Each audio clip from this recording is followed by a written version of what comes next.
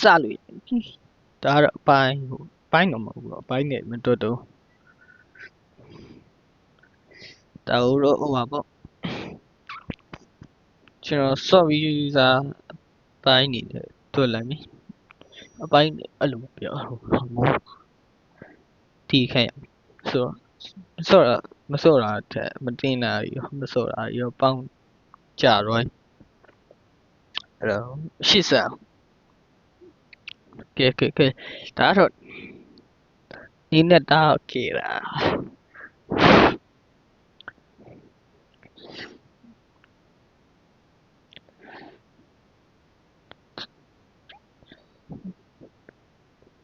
sorry နောက်ဆုံး level မြင့်တာပဲရောက်ပြီလေစင်း6000ဒါတော့လက်နဲ့နှစ်ခုပဲကျန်တော့ဟာโอเคပြီးတော့8000 1000အဲ့တော့ဒါပဲမြင်မယ်ဒါရင်းနှီးတဲ့နေရာတစ်ခုရောက်နေလို့လေအတန်ဟုတ်ပဲဒါပေမဲ့ကျွန်တော်စောတမီဟာအတန်မကြောက်ဖြစ်နေဆိုတော့ဒီကောင်ကြီးနဲ့ကျုံးမယ်ကဲအနောက်အကောင်ကြီးကျုံးမှာ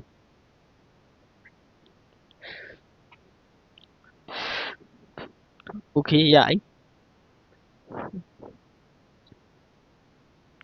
မင်းတို့ကကွန်ဘိုတက်ခနေတယ်ပြီးရင်ဝိုင်းနေကြီးပဲဒါကအဲ့လိုရပြီအဆင်ပြေသွားဝိုင်းလဲအဆင်ပြေသွားဟာပုံးနေဖွက်တာဟာ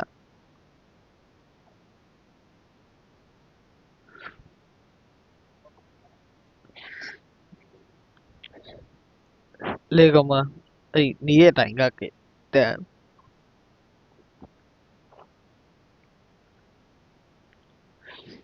โอเคဒါဆိုရင်ငါပုံးနေယူလာအောင်မယ်ငါဖုန်းကလည်းကြက်နေပါလေခုနစေးကြော yes ဒါတော့ညပိုင်း9နာရီထိုးတော့မယ်အချိန်မှာ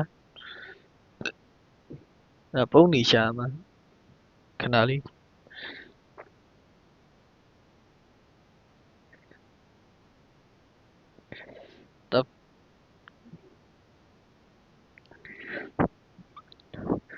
ဒါပြီးရင်ကျွန်တော်ဆော့မဲ့ game တွေက Resident Evil 4နဲ့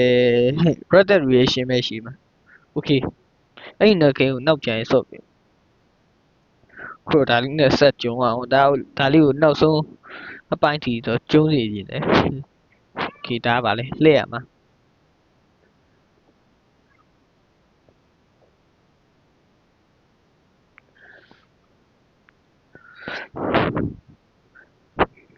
โอเค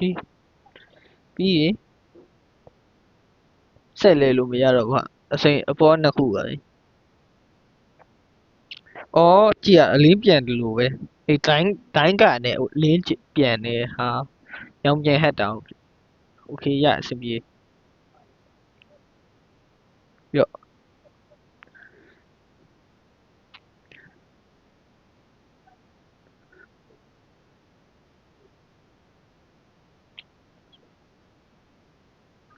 ဒါကိုနဲ့โอเคအဆင်ပြေပြီဟိုကလည်းဒီလိုပဲထားမှာ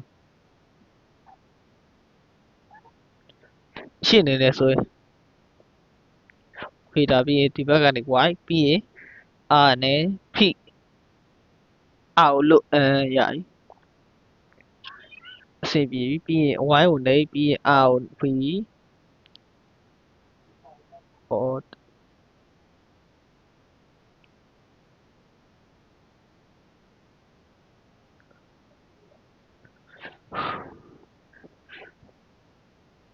ဒီဘက်မှာတစ်ခုပွင့်သွားပြီဒါဆိုဟိုဘက်ကတစ်ခုပဲကျန်တော့ရောင်ပြန်ဟတ်တာဒါလည်းဝက်ဒီတိုင်းပဲဝက်သွားမယ်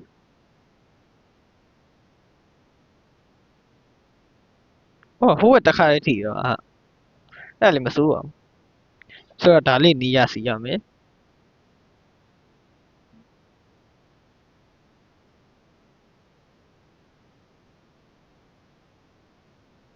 ကျွန်တော်ထင်ဒါကိုဒီဘက်မှာစီရအောင်စီလိုက်ရင်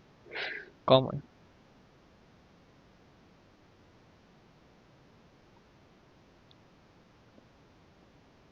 ပြီးရင်ဒါကိုအဝိုင်းနဲ့လုံးပြီးရင်နဲ့အဲ့လိုတွန်းတစ်ချက်နောက်တစ်ချက်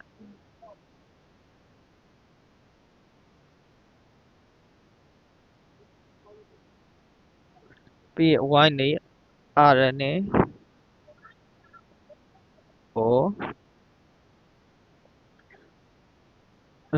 yes ပြီးတော့ပြီးရင်ဒါကိုဖိပြီးရင်ဟိုဘက်ကိုတွန်းလိုက်လွှဲတော့အောက်ဖြစ်ရအဆင်ပြေတော့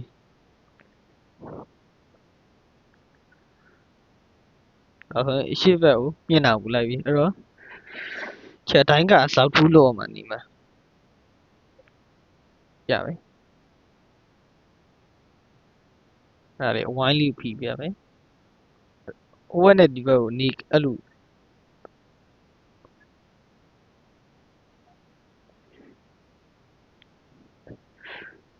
ဟုတ်တယ်အဲ့လိုဖြစ်လောက်မှာပါ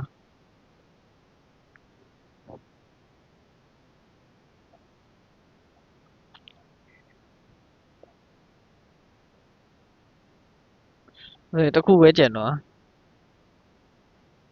ကျော်သွားဒါဒီဟာကြီးပြေးဖယ်အောင်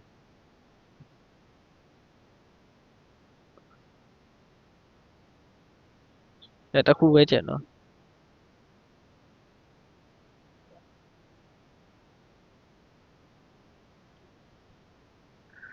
ဒီကောက်ရဲ့စက်နေပြနေရာ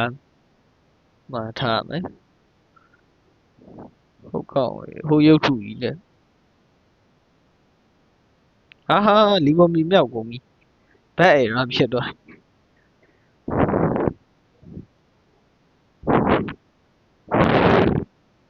နောက်ပြန်ဆွဲဟိုအကြီးတွားထားဘာကြီးထွက်လာ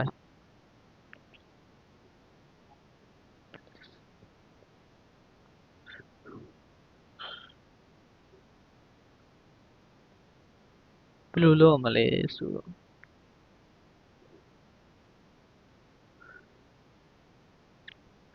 အဆင်ပြေတော့ရကောင်းတာပဲဒါလေးဒါတော့ပုံမှန်အတိုင်းပဲဒီတိုင်းကအဝိုင်းကိုနေဖိ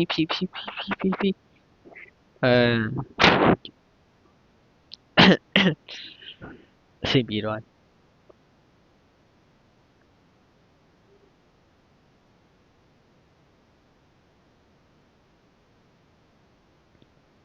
ရတော့အဲ့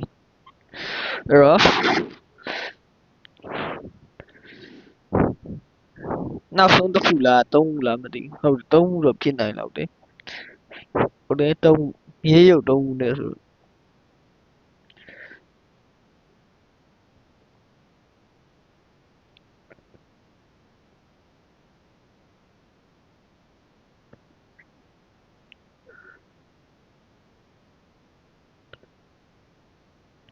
ဝိုင်းပြန်ထည့်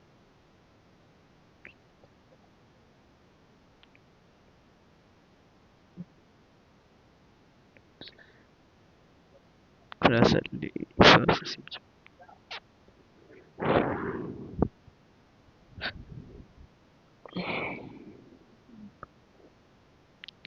ဒါကတော့နီနဲ့တာပြန်ခေတာဆိုတော့အဲ့ဒီတိုက်တန်ဘလူးကြီးစီကနေခေတာ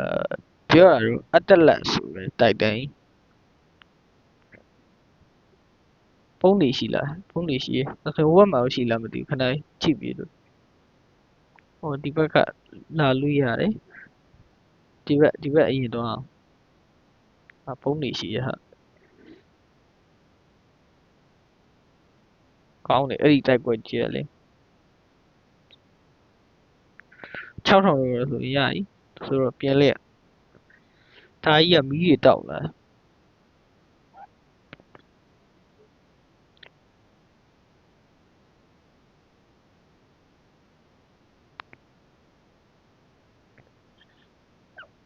ငှက်မွေးတာမမွေဟိုပါပေါ့အဲ့ဒီမျက်လုံးပဲရှိနေပါ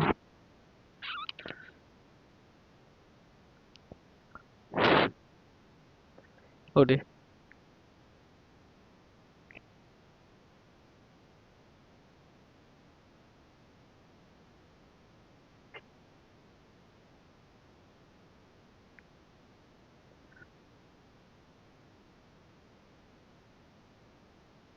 ဘာမှမရှိဘူး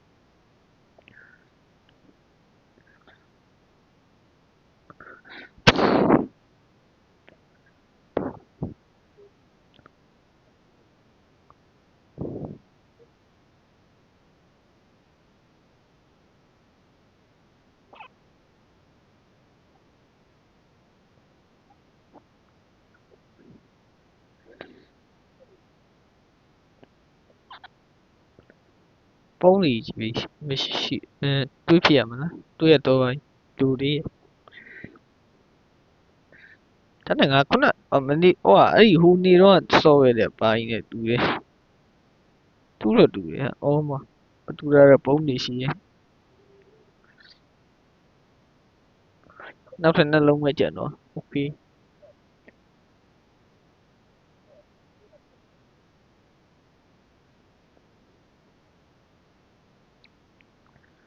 ဟိုဝင်လိုက်ထွက်လိုက်နေဟာ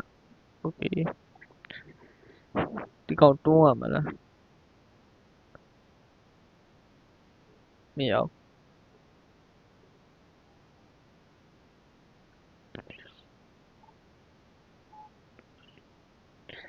ရော့ခွဲတိုင်းကဝိုင်း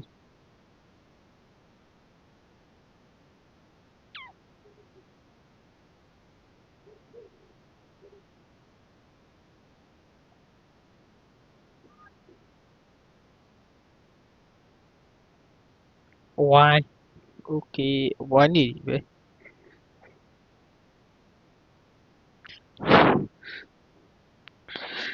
ကဲငါဒီဘိုင်းမှာဘယ်ကောင်တွေဆက်ပြီးကျုံးရမှာလဲဆိုတော့ကြည့်ရတာပေါ့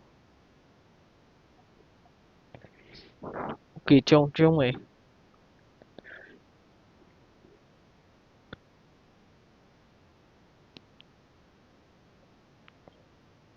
ခုတ်စင်းအော်ခုတ်စင်းလို့မရဘူးဟာ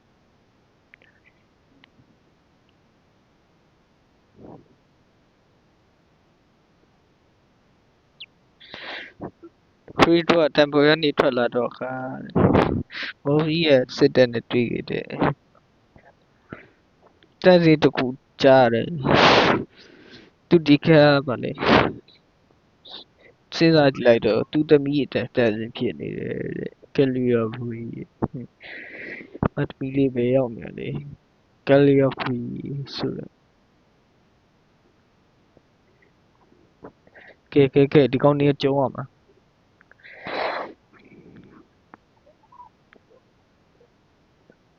အေးလာပြီအေးအဲ့လိုကာမှာအဲ့တိုက်ကွက်ချင်းမိုက်တယ်အေးလာပြီမကလိုက်ဘူးဖခဏလေးခဏငါးကြီးပဲထိနေတာဟာအဲ့လိုကားတာ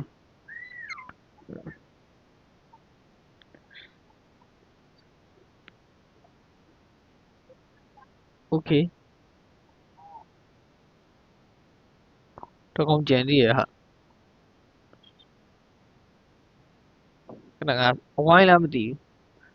အားနဲ့ဝိုင်းအားနဲ့4000ဟုတ်တယ်အား4000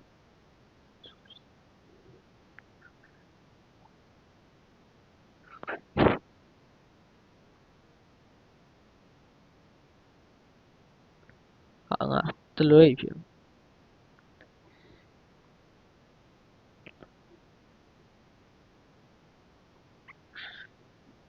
ရော့အိုး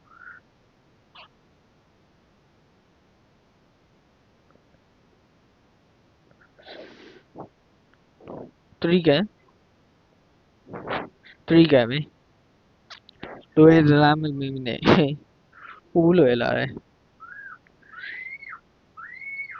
ဟာထိတယ်ဟာခေါင်းတော်တော်မူးရ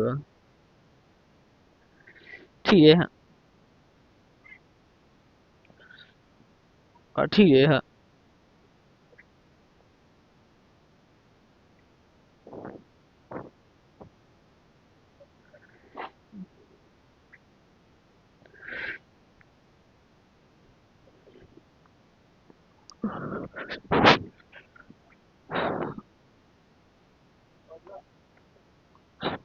โอเคခေါင်းနေတော်တော်မူးတော့ဟာကျအဝိုင်းနဲ့ပြစ်တယ်ဒီကောင်ခေါင်းမူတော့အေးပြီးရတယ်အိုး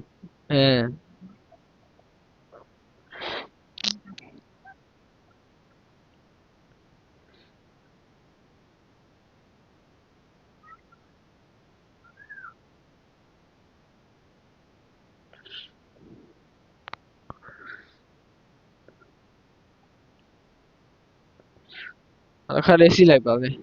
ဟိုကမဖြစ်အောင်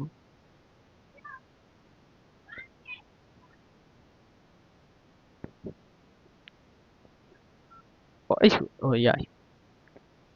ဆိုတော့ကျွန်တော်ဘယ်ရောက်မလဲဒီကနေနတာပျောက်တော့တာနေနတာဟိုဘယ်ရောက်တော့မှန်းမသိဘူး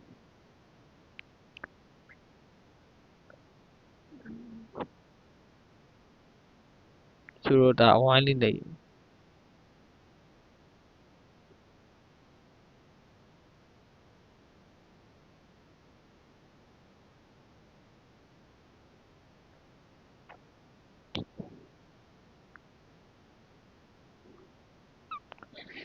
ကဲဟောမီးမြန်နေဖြစ်တော့ဟာโอเคမီးမြန်နေဒါကြီးကိုဆွဲတော့ဟာ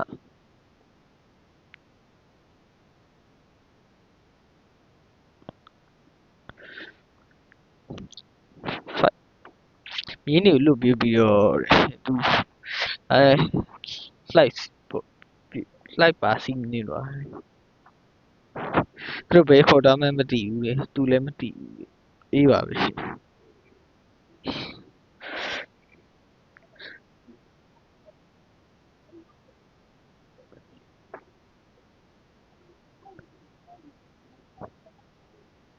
အတိတ်ကိုရောက်တော့အတိတ်ကပုံရိပ်ဒီဟိုသူသမီးလေးနဲ့ပြန်တွေ့ရဟောအေးပါအဆင်ပြေပါတယ်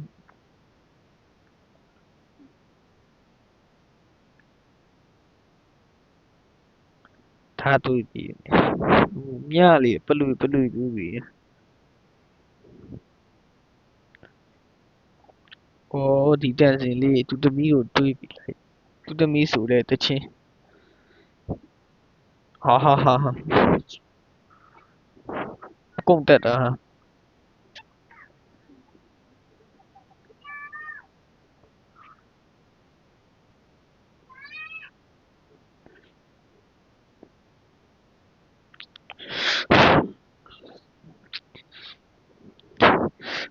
မြောက်ကပါရောက်တော့ဟာတေချင်းပုံရောက်တော့ဆိုငဲမင်းကြီးကလည်းမကြည့်ဘူးဖြစ်ကြည့်မကြိုက်ဘူးပြုတ်ကြဟိုကန်ကောင်းတာ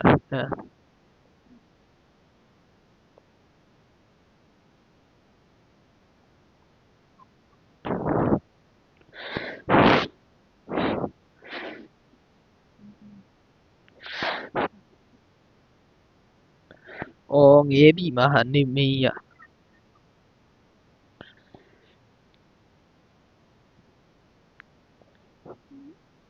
စတင်ခြင်းတော့ဆိုစကေးပြန်စီအောင်ငဲပြီအလေတစ်ခေါက်ပေါ့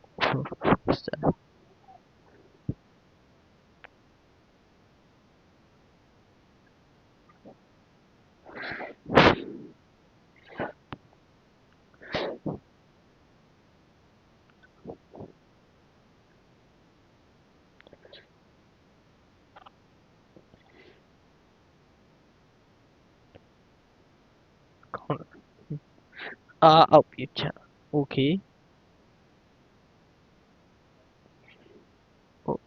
ဟိုကန်ကောင်း ပုံးလေးတွားယူအောင်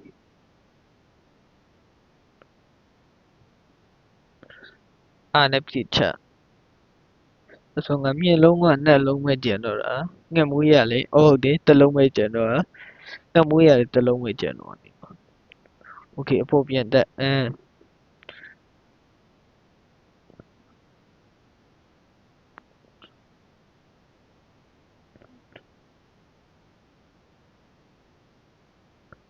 နေလာတွေ့တယ်အာโอเค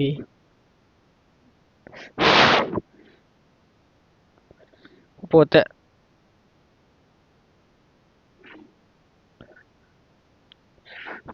အဆင်ပြေပါပြီ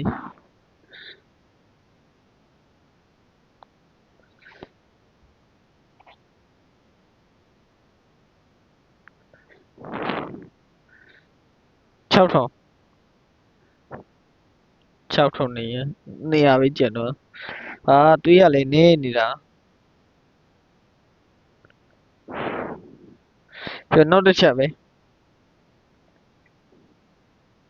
ပြအဝိုင်းအဝိုင်းအဝိုင်းဒီကြီးပဲ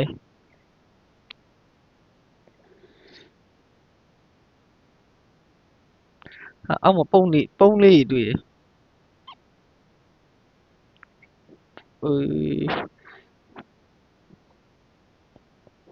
ဘလူတွေလဲဟာမထူးတော့ဘူးဒါပဲတုံးလိုက်တော့မယ်H ဟိုဝိုင်း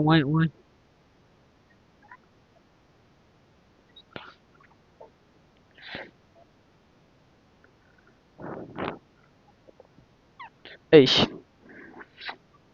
ဝိုင်းဒီကြီးပဲလားမတီးကြတယ်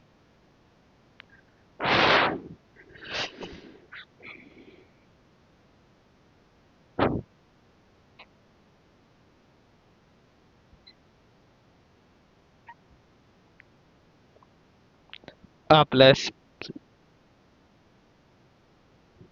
တော့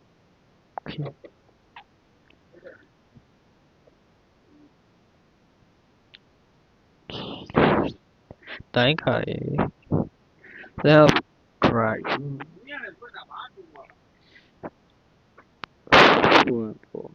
ဒါနဲ့မီးတော့မယ်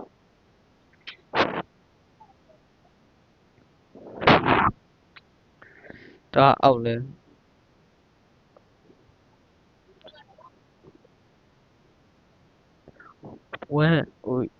ကဲကော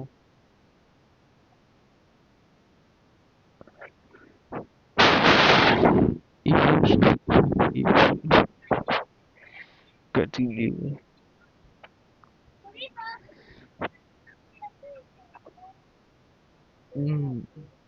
နောက်မွေးနှစ်ချောင်းပဲကျန်တော့โอเคကြောက်ကနေဆိုပြန်ပြေး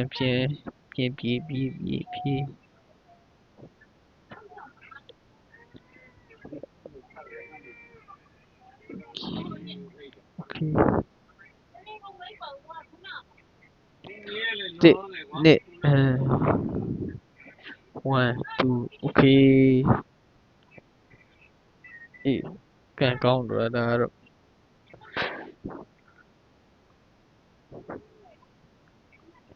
ဘာကောင်နဲ့တွေ့ဦးမှလည်းမသိဘူးဟာများလိုက်လားဟာဟုတ်ဒီတွေးရင်ဖြစ်ဒီတွေးနေလိုက်အိုးကန်ကောင်း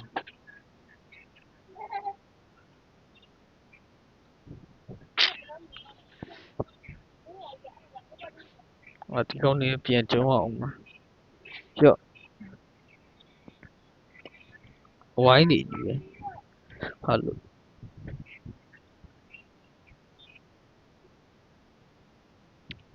ထိရဟာခဏပဲတော့ပါဒီ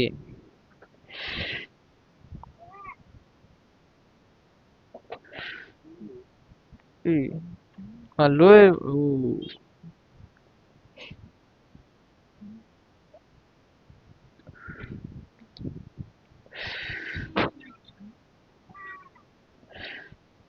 စိတ်မပြေထိရခဏခဏ1 4တော့ H ဒီ3ကဆိုတော့4တော့ပဲဟို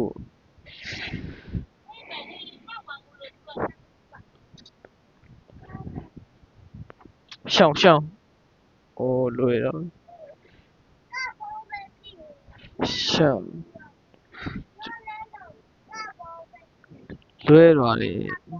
လွယ်သွားပြီပြန်ဆုပ်ပြီနောက်ပြန်ဆုပ်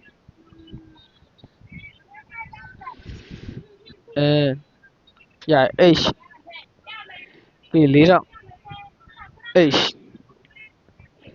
3က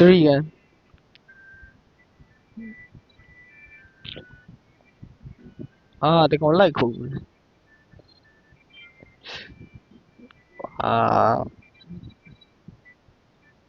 ဖြေရည်စစ်ပြေတယ်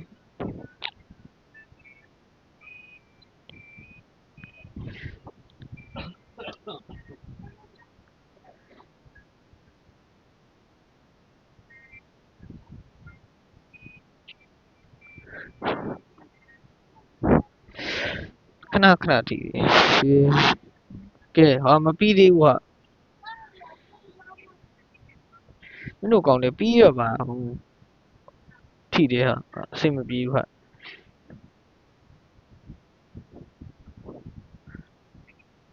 ရှော့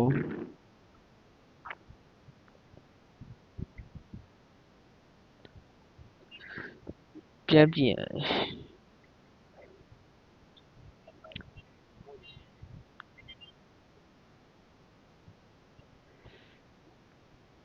ဆေးရောင်မျိုးပြောင်းလာမင်းတို့အရင်တက်မယ်ဟိုကောင်မထရင်လေအဆင်ပြေတတိကန်ကြည့်ပဲနေမင်းတို့နှစ်ကောင်ဒီရနဲ့ပဲဝင်တိုက်မှာလွဲသွားတယ်အေးပါကွာ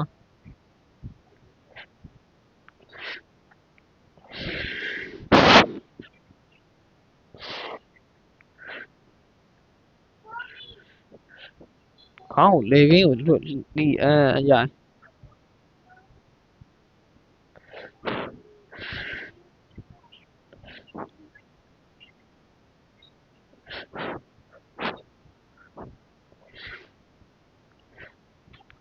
ထိအဲ့လိုထိတော့မှာကောင်းတာခုနအတိုင်းလွဲတယ်ထိရဒီနမွေတိုးကတော့အမြဲ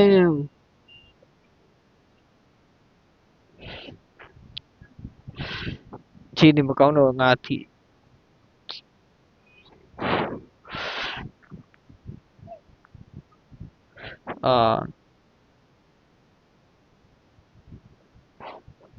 လွဲတော့တူးတက်စက်နဲ့ငါအဆင်မပြေတော့ဒါပဲထုတ်တော့ရတော့မှာဝိုင်းလွဲသွားတယ်ဝိုင်းပြီ H ပဲဒီပြန်တက်ဒီကောင်အရေးတက်မှာဟုတ်တယ်လောင်းမပြီးသေးဘူးမင်းရအောင်တက်မှာ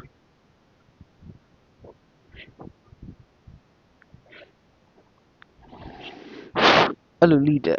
ပြေတစ်ခေါင်းထွက်လာအောင်မတိကြတယ်အဲ့ကောင်အဲ့ဒီတိုင်းပဲတက်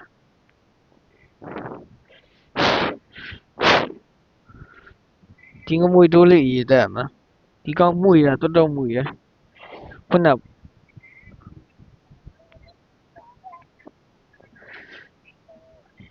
ဒီခုနတိုက်ကွက်နေ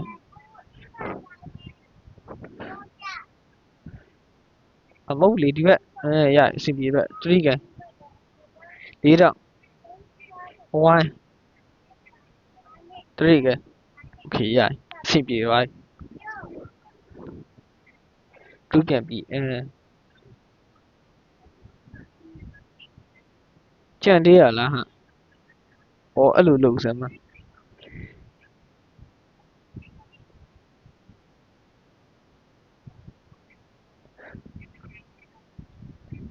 အဲ့တော့ပုံမှန်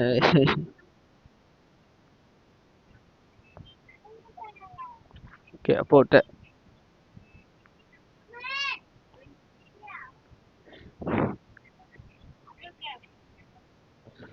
ငှက်တီဟာကောင်းမွေးပါလားအဆင်ပြေပါ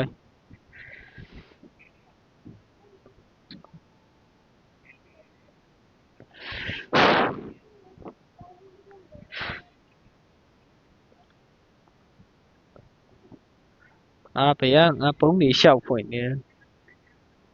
တွေးပြန်ပြည့်စီကောင်းလာပြီလားတွေးပြန်ပြေးသွားပြီโอเคမျက်လုံးငါးလုံးပြေးသွားပြီ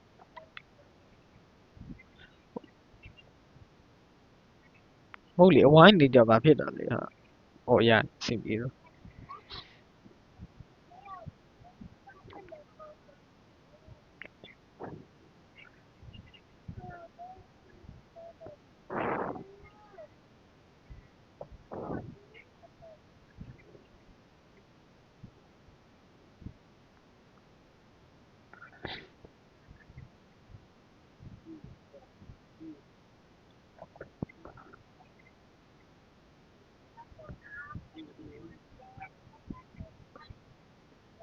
အဝိုင်းကိုနေ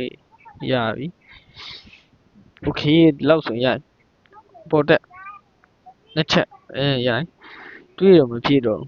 ခုနဖြည့်ပြီးသားဆိုမျက်လုံးရနဲ့တခါတည်းโอเคအဲ့တိုင်းပဲကြော်လာပြီးအားနဲ့ဆင်းချမဟုတ် H နဲ့ဆင်းချမဟုတ်အဲ့နဲ့ဆင်းချမဟုတ်တန့်ကျုံတာ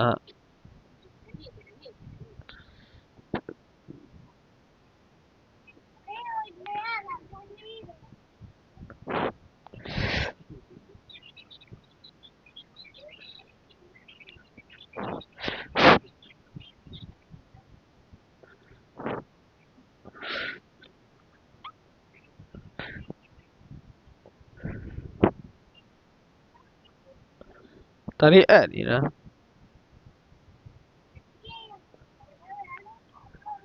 တွန်းလိုက်အိမ်ခွဲ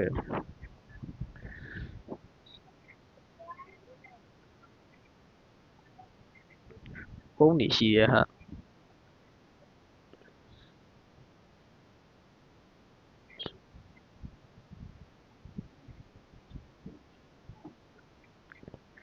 ဆိုတော့ဒီလောက်မှာပဲရှင်းလိုက်တော့လ